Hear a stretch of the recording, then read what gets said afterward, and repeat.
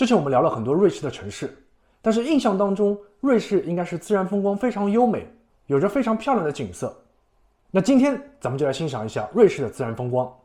瑞士的自然风光，首先推荐的就是龙江。龙江的景色是一种很想让人静下心来，安安静静欣赏的美。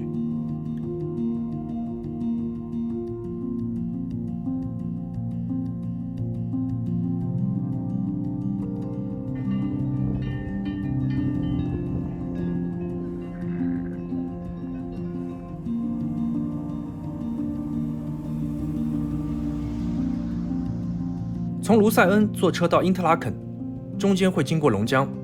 其实整个路途两边的景色也非常的漂亮。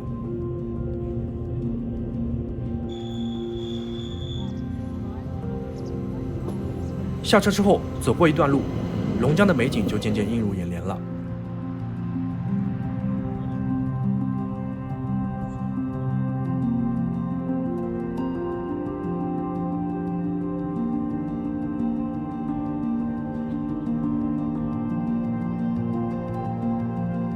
不管是由低到高，还是由远到近，这里被蓝天、白云、翠绿的山和清澈的湖所包围，再加上散落的小木屋，牛群在山坡上吃草，恍如就进入了世外桃源。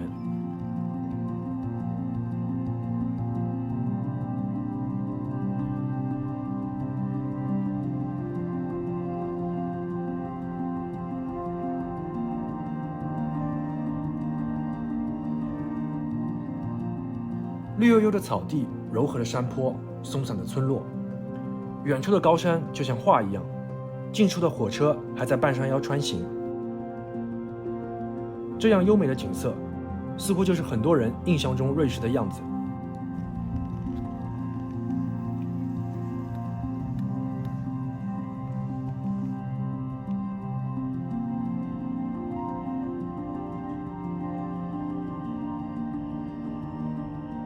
龙江是给人一种非常漂亮的世外桃源的感觉。别忘了，瑞士是在阿尔卑斯山的山脚下，所以怎么能不去看山呢？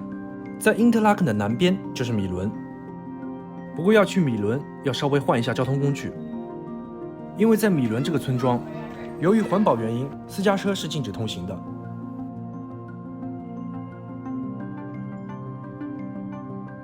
不过整个村也很小，村民就400多人，去哪里也都可以步行。村子上的酒店倒是可以容纳2000多人。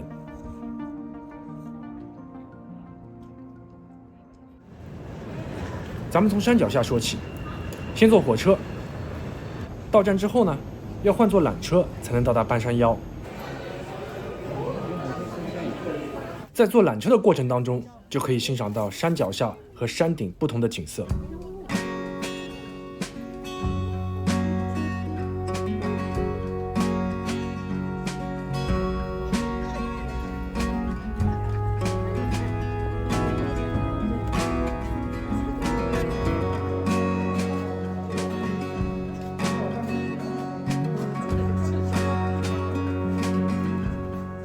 缆车到达之后，那就可以好好的欣赏这里的风景了。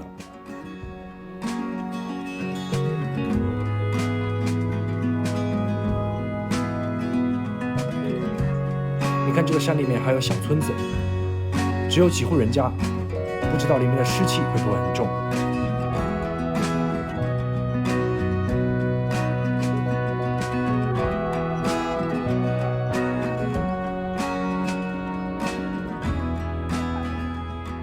在这里，你可以前往去看著名的景点，比如雪朗峰。但是去之前一定要了解一下天气情况，山顶都有实时的景色。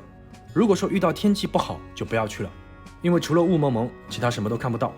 莫不如在米伦住一晚，欣赏一下壮观的山景。你看，第一天天气非常好，第二天山顶上就雾蒙蒙一片了。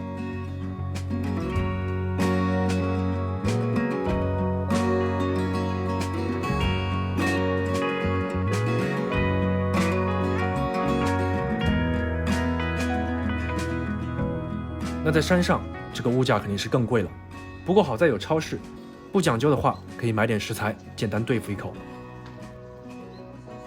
米伦的景色非常的漂亮壮丽，如果按照游客的世外桃源标准来分，可以算是 Pro 版本了。在瑞士游玩，一个很好的交通工具就是火车，因为沿途的风景真的很棒。为此，瑞士也推出了一个开窗面积很大的黄金列车。比较有名的一段就是因特拉肯到蒙特勒，这两个地方也挺有意思。因特拉肯这座城市如同这个名字一样，就夹在两湖之间，它是一个非常重要的旅游中转站。这个地方被人熟知是从1800年开始，当时很多名人路过这里，对这里的美景大加赞赏，其中包括歌德。因特拉肯就逐步发展成为旅游胜地。如果你在旅途当中中转，有时间的话，可以沿着河边走一走。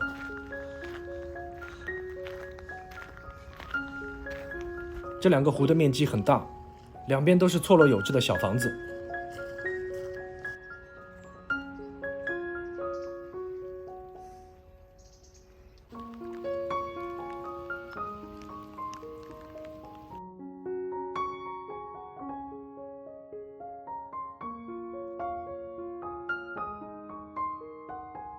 瑞士牛铃的响声也稍稍缓解了旅途中的疲惫。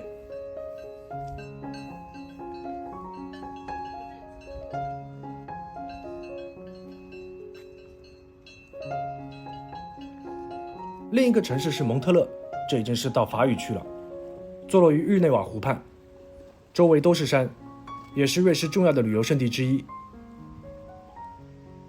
这里因为有山有水，气候温和，到后面基础设施也逐步完善，逐渐成为了欧洲地区的避暑胜地。后面也建了很多疗养院，后来成为欧洲各国皇室、贵族、艺术家等人的居住地，包括著名的作曲家柴可夫斯基、奥地利的伊丽莎白皇后。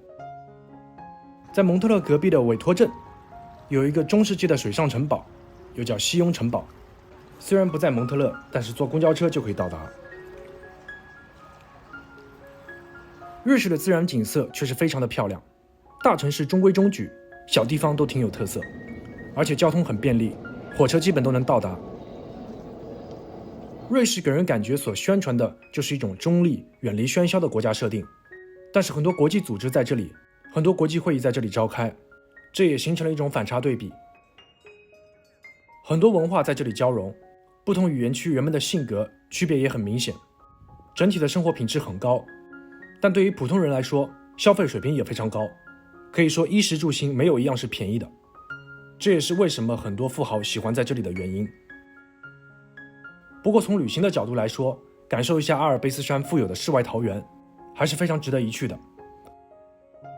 好了，以上就是本期视频的全部内容，下期再见。